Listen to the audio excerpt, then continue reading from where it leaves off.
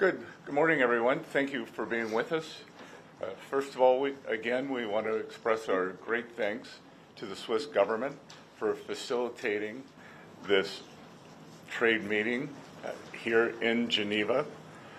We had very productive talks, and I believe that the venue here on Lake Geneva added great equanimity to what was a very positive process. We have reached an agreement on a 90-day pause and substantially moved down the tariff levels. Both sides on the reciprocal tariffs will move their tariffs down 115%.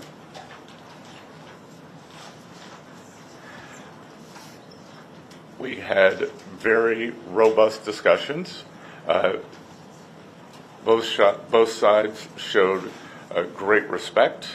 It was a chance for me to meet the Chinese delegation. The vice premier I had previously had only a video call with. Ambassador Jameson was familiar with two of the other leaders on the delegation from his previous time. So there was very good personal interaction. Both countries represented their national interests very well.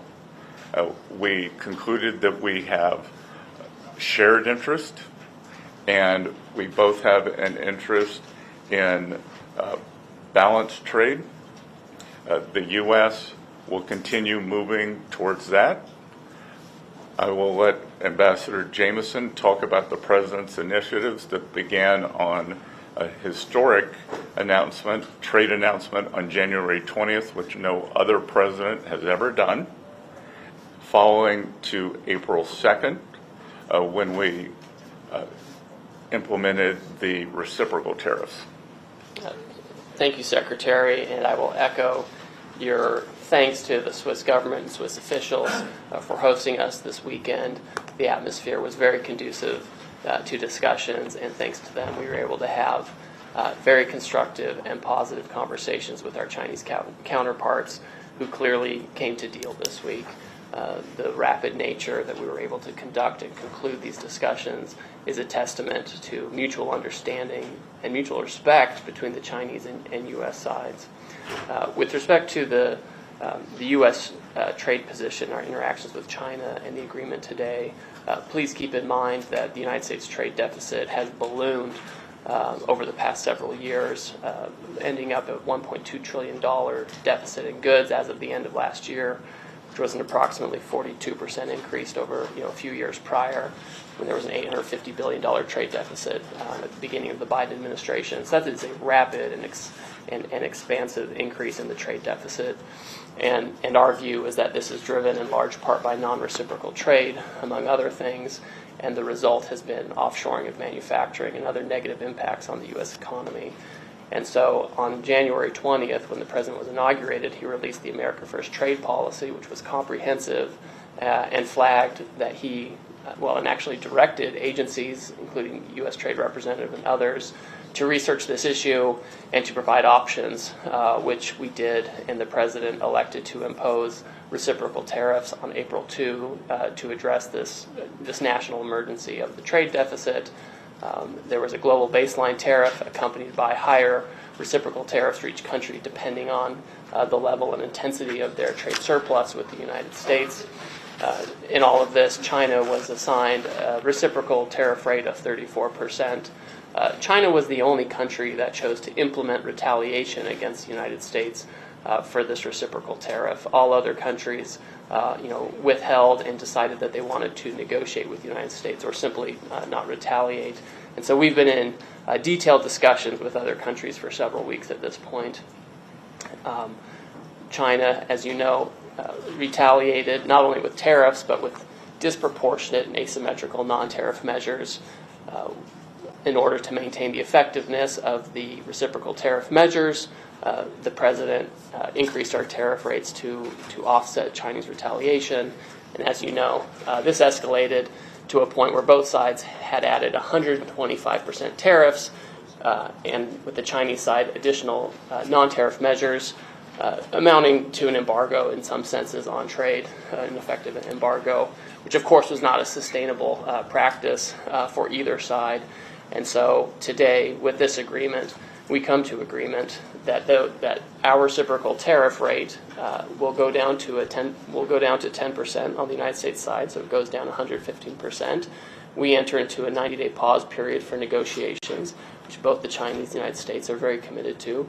And the Chinese on their side also go down 115% to 10%, and they remove the countermeasures that they have in place. To be very clear, other measures that the United States has put in place in the past, whether it's tariff measures from 2018 or since, tariffs under other statutory authorities, tariffs related to fentanyl, those remain unchanged for now to the side.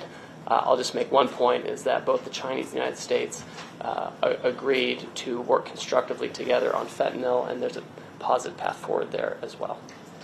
Okay, great. So let's start with some questions. Well, just if I may make a few final remarks to give you framing and context.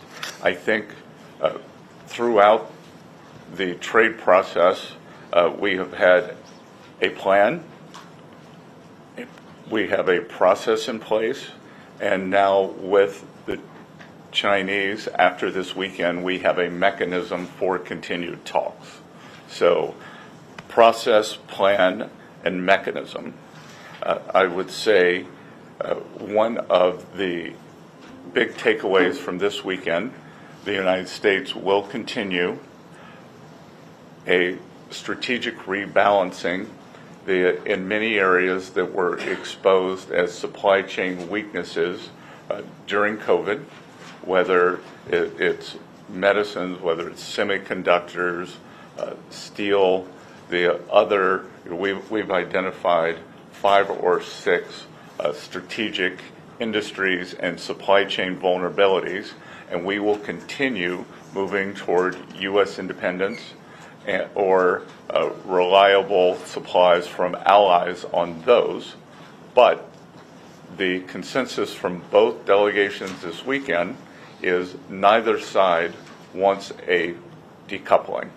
And what had occurred with these very high tariffs, as Ambassador Greer said, was the equivalent of an embargo, and neither side wants that. We do want trade. We want more balanced trade, and I think that both sides are committed to achieving that. We would like to see China open to more U.S. goods.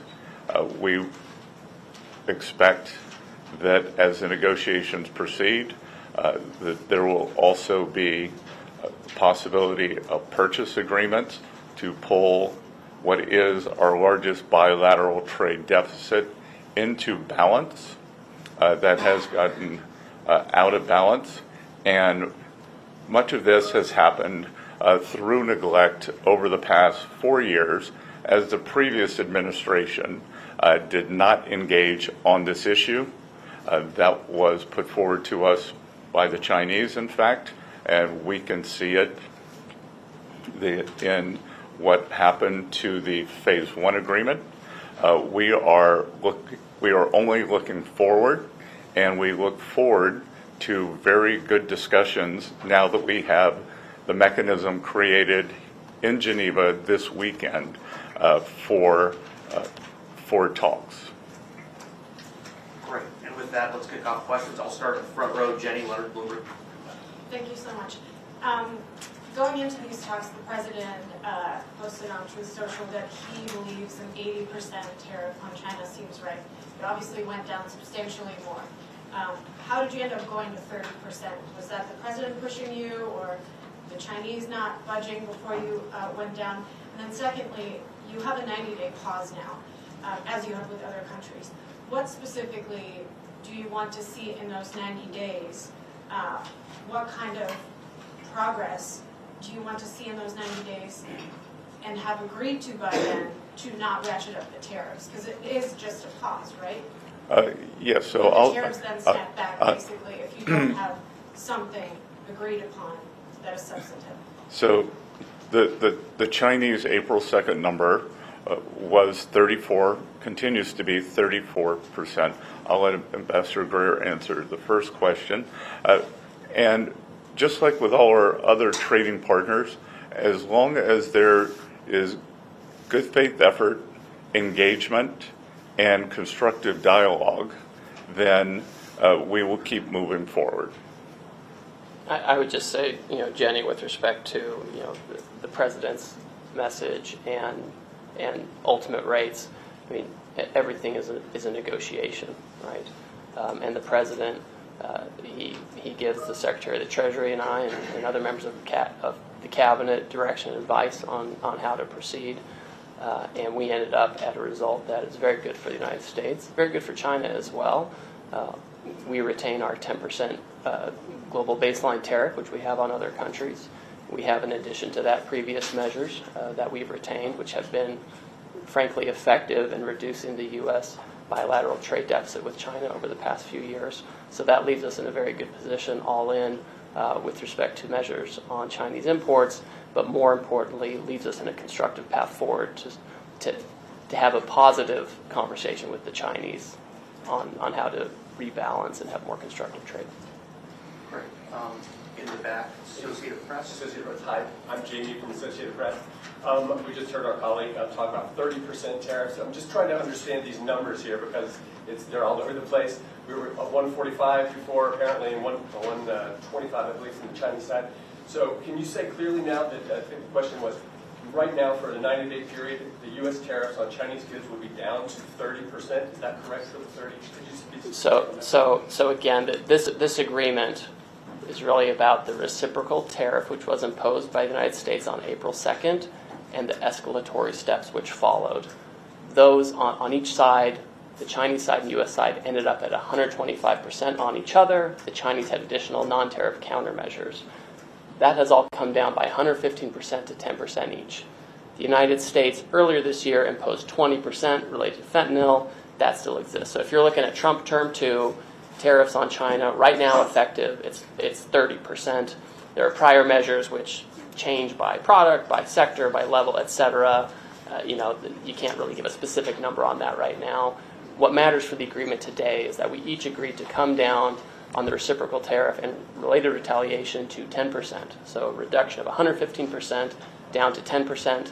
Fentanyl is on its own track, but on a very positive track where we're having very constructive conversations with our Chinese counterparts. And I would add a couple of things. This does not include any sector-specific tariffs that have been put across all of our trading partners. And as the ambassador said, I think he would agree with me that the upside surprise for me from this weekend was the level of Chinese engagement on the fentanyl crisis in the United States. They brought the Deputy Minister for Public Safety, who is not traditionally part of the trade team or the negotiating team, and he had a very robust and highly detailed discussion with someone from the U.S. National Security Team. Great. Next, John Huddy with Newsmax. Mr. Secretary, will there be any immediate impact that U.S. consumers will see from this? And what was the toughest part of the talks? The Chinese are, notorious for being very difficult negotiators. Was there any moment that you felt the talks could break down? And as far as the fentanyl, I'm sorry, I know there's 3 questions here, but what are the Chinese willing to do in terms of the fentanyl crisis? Did they make any promises or any agreements to combat fentanyl? Okay. Well, there's a lot to unpack there. So let me recap that. So you're asking U.S. consumers, the last one was fentanyl, and what was the second question? The toughest part of the negotiation. Well, I'll start there first. Both sides represented their national interest well, but we also concluded that we had shared interest and that neither side was interested in a decoupling. And again, a lot of back and forth on various differences in views on fair trade. We informed them, I had a discussion that trade deficits are a result of three things. One, terms of trade. Two, currency. And then three, the United States fiscal position. We informed them that Trump administration is working very hard on containing this out-of-control fiscal deficit that we inherited from the previous administration. Two, there was no discussion on currency. And one, it was on terms of trade. And on fentanyl, again, for the first time, there was engagement between two teams with detailed knowledge. And I think for the first time, the Chinese understood the magnitude of what is happening in the U.S. in 2018 in Buenos Aires. They did a good job of banning the actual fentanyl, but what we have seen is substantial interaction between bad Chinese actors and many North American drug dealers, especially Mexican cartels. Treasury has designated several of the Mexican cartels as foreign terrorist organizations. We made that clear to the Chinese. They were very receptive. As you may or may not know, the Chinese have very draconian measures for the sale of illicit narcotics in China, and we have asked them to be equally as draconian with the people who are poisoning Americans. And let me make a point. Your question about what was the toughest part of the negotiation, I would submit it was actually, in the lead up to the negotiation, trying to repair channels of communication that had atrophied under the last administration, where, our office, for example, the Office of the United States Trade Representative, had almost no substantive discussions with the Chinese side on trade.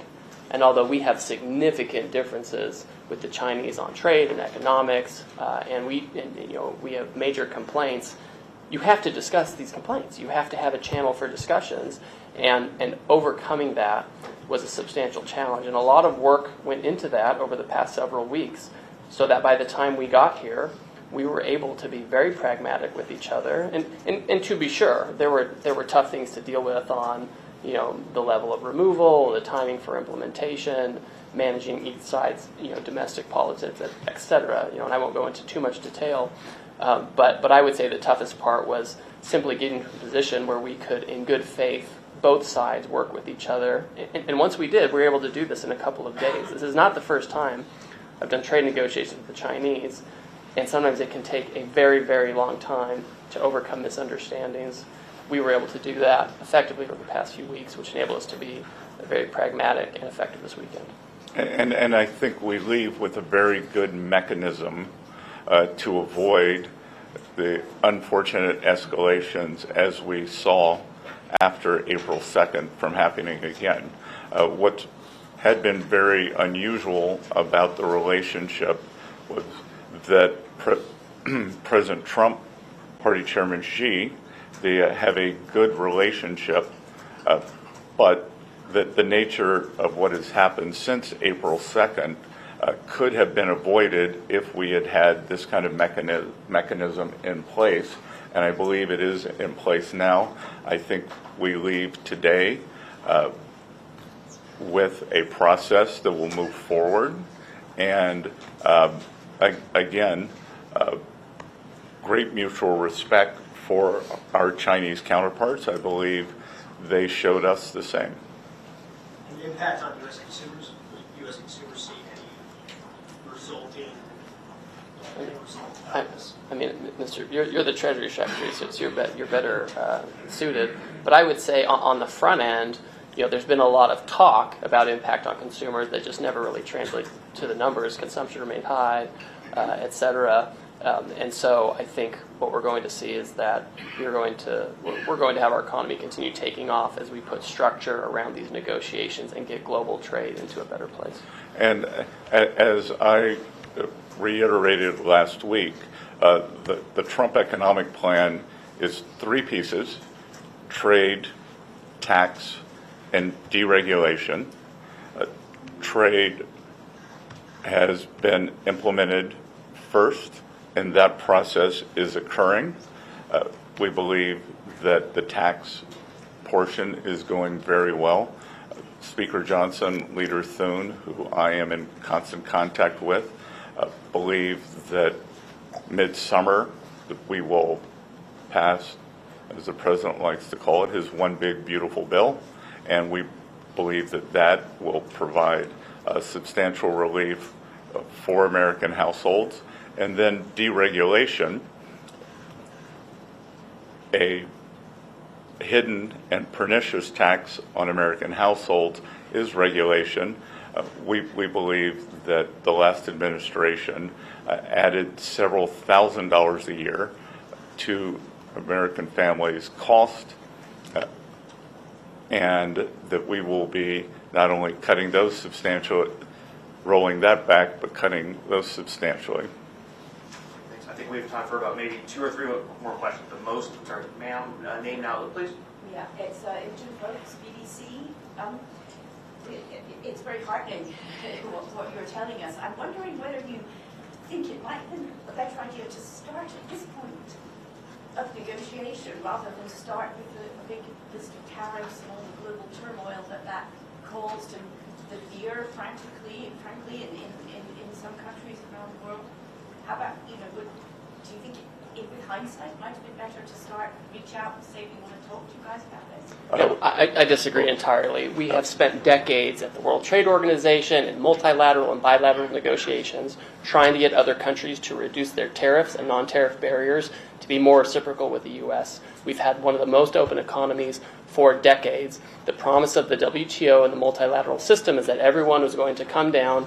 It turns out the U.S. went down significantly.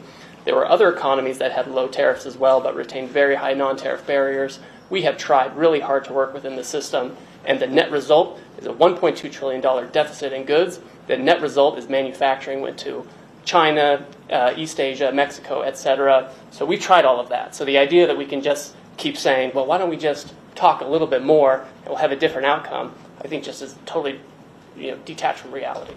And I would add a couple of things, that as our 18 important trading partners come to us, many with very good deals, as the UK, who skipped to the front of the line as our oldest ally, as Ambassador Greer and I look at their proposals, again, to lower tariffs, to lower the non-tariff trade barriers.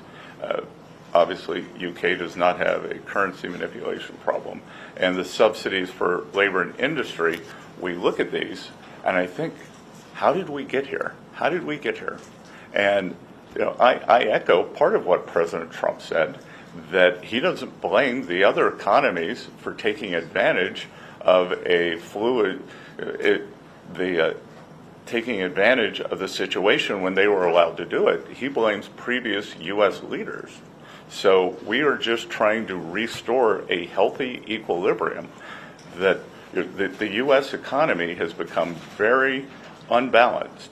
On one side, we have a forward-leaning, the deepest and widest financial markets in the world. We have financial innovation. We have the tech sector that is the envy in the world. On the other side, we are a natural resources economy led by energy.